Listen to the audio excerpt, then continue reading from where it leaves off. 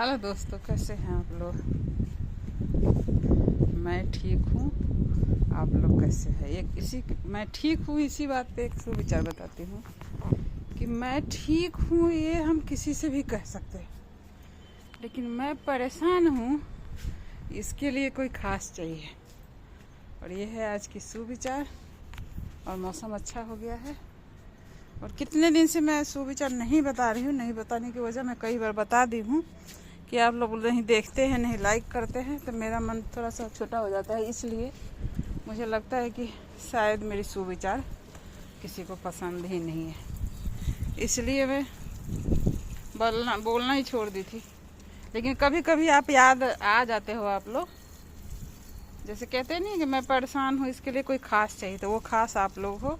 आप लोग से बात करके बहुत अच्छा लगता है, बहुत शांति मिलती है।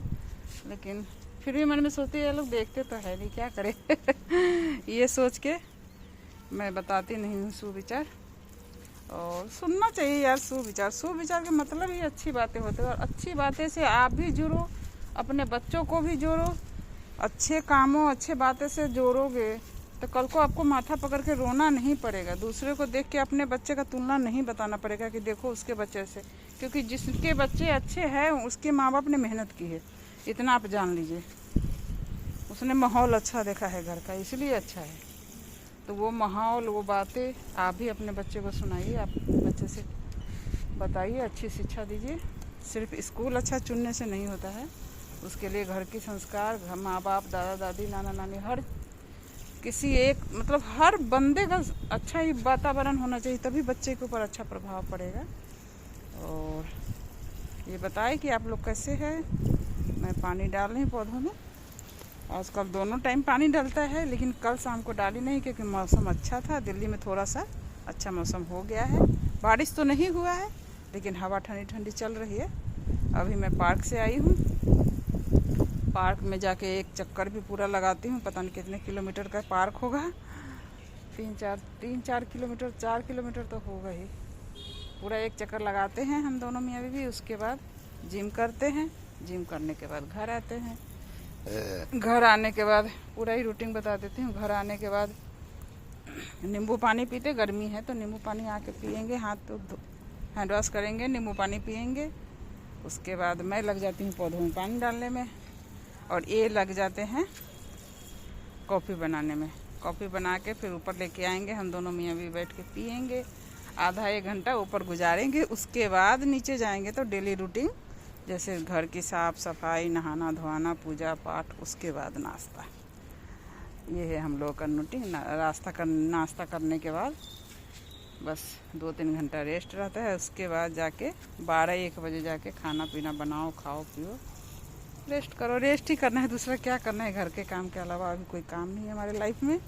बहुत कर लिया मेहनत, बच्चों ने बैठा रखा है कि कुछ नहीं करना है। आप लोगों ने बहुत मेहनत कर दिया, अपने पापा को भी बिठा दिया, हमें भी बिठा दिया। हम लोग को प्राइवेट जॉब ही था दोनों मियाँ बीवी का। तो अब बच्चे लोग सेटल हो गए, अब हम लोग रेस्ट कर रहे हैं। ऐसा संस्कार आप अपने बच्चे को भी दीजिए। मैं अपने बच्चे की कहानी अगर एक शब्द किसी से बता देती हूँ ना तो आश्चर्यचकित हो जाते, क्योंकि आज के टाइम में ना इस टाइप के बच्चा मिलना भी मुश्किल है, मुझे ऐसा लगता है। अभी 2-3 दिन पहले मेरे बेटे, एक खुशखबरी भी है वो भी बताती हूँ कि सोनार के पास गई थी मैं 2-3 दिन पहले। तो उनके पास ऐसे ही बच्चों की बात, बहुत दिन बाद उस सोनार के पास गई थी, तो उन्होंने पहचान लिया। बोला बहुत दिन बाद आए बहन जी, ऐसे ऐसे। वो पहले के हमारी सब सिचुएशन जानते हैं। तो मैं बताइए ऐसे ऐसे बात है। तो आश्चर्य इतना हो गया, कर ऐसे बच्चे मिलना मुश्किल है आज की लाइफ में, आज के ज़माने में। आपने बहुत अच्छा संस्कार दिया है, मुझे बहुत खुशी हुआ। और दूसरी खुशी की बात यह है कि मेरे बेटे का शादी फिक्स हो गया है, तो उसी के लिए रिंग सेरेमनी की तैयारी हो रहा है। अंगूठी लेने के लिए सोनार के पास गए थे, नाप दे के आए हैं। और ये खुशखबरी भी आप लोग को दिखाएंगे।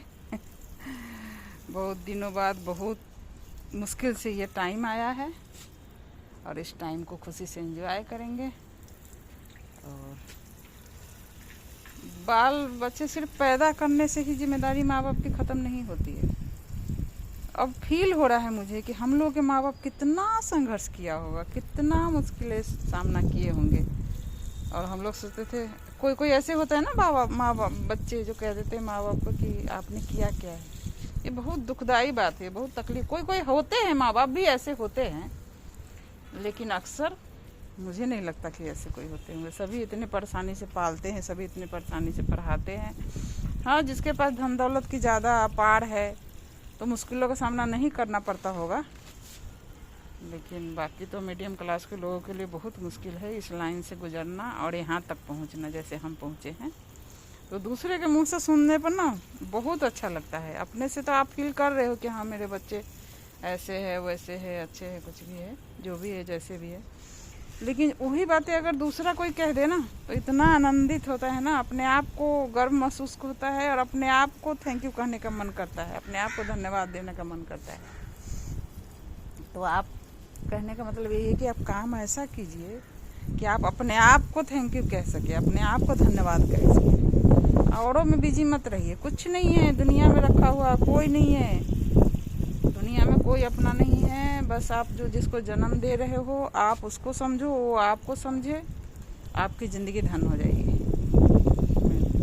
मैं तो यही समझी हूँ, इतना ही समझी हूँ अपने लाइफ में कि अपने माँ बाप को अपने बच्चे समझ ले और बच्चे अपने माँ बाप को समझ ले। अगर ना समझे तो आपकी ज़िंदगी बेकार है, बदतर है फिर, और समझ ले तो जन्नत है। और हो गई अच्छी बातें। आप लोग के बच्चे कैसे हैं? अगर थोड़ी भी गलत राह पे जा रहे हैं तो आप उसे छुपाओ मत, आप उसके खुलेआम उसकी बातें बताओ कि तुम ऐसे नहीं, ऐसे करो, तुम गलत कर रहे हो। डरो मत। बच्चे से डर गए अगर माँ बाप, वो बच्चे कभी नहीं सुधर सकता है, कभी भी लाइफ में अच्छा नहीं हो सकता है वो। तो आप बच्चों से डरो मत। आपसे बच्चे डरने चाहिए, बच्चे से आप मत डरो। और मैं किसी के भी बच्चे अगर अच्छा करते हैं, अभी PW में एक बच्चे बिहार के ही है, उनको अवार्ड सब मिला है, 97% लाया है, वो सबसे अव्वल अपने क्लास या शायद उसमें आया है। तो उसको देख के बार बार उसको फेसबुक पे देख रही हूँ यार, इतना अच्छा लग रहा है कि आज इसके माँ बाप को कितना वो प्राउड फील हो रहा होगा। जैसे ये सूर्यवंशी है, क्रिकेट में आया है अभी, उसके माँ बाप को कितना प्राउड फील हो रहा है कि मेरे बच्चे कुछ अच्छा कर रहा है। तो इसी तरह आप लोग अच्छे का लाइन पकड़ाइए ना, अच्छा ज़रूर करेगा। आपने जब खीर बनाना है तो खीर ही बनेगा ना, वो खिचड़ी तो नहीं बन जाएगा। तो उसी तरह ये दिमाग में डालिए कि मुझे खीर बनाना है तो खीर ही बनेगा, खिचड़ी नहीं बनेगा। तो ये आप मत सोचो कि मैंने तो इतने मेहनत किया, इतने पैसे खर्च किया, बच्चे नहीं सुधरे। नहीं, कुछ कमी तो ज़रूर रहा होगा।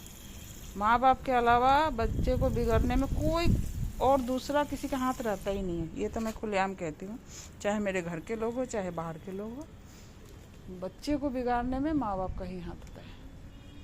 आपको कुछ समय परेशानी होगा, कष्ट होगा, हर किसी से जुदा होना होगा, लेकिन आप बच्चे संभाल लोगे, उसके बाद क्या है ज़िंदगी में, यही तो करना है। आप लोग मानोगे नहीं, जब हमारे बच्चे पढ़ रहे थे मैंने किसी का शादी अटेंड नहीं किया। शादी अटेंड किया एक दिन के लिए। एक भाई है मेरा, एक सिंगल, 4 बहन में, और उस भाई के शादी जब मेरे भाई का देवता पुजा रहा था ना, शादी के लिए जा रहे थे, जब मैं उतरी उन रास्ते में ही और देवता पूजने में शामिल हुई। और बारात गया रात को, और सुबह बहू आई, और सुबह बहू को उतारा और हम लोग तैयार आने के लिए, क्योंकि पेपर था मेरे बेटे का।